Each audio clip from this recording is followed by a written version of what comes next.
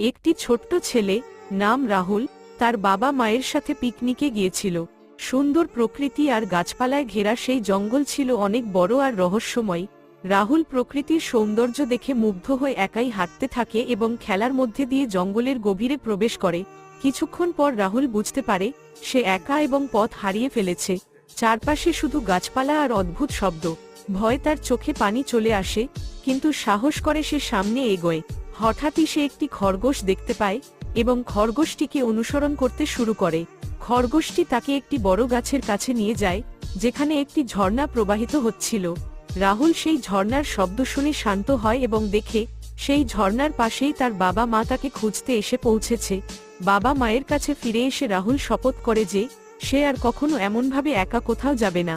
এই অভিজ্ঞতা তাকে সতর্ক হওয়া শিখিয়েছে, কিন্তু সে জানে যে প্রকৃতি অনেক সুন্দর যদি তা সতর্কতার সাথে উপভোগ করা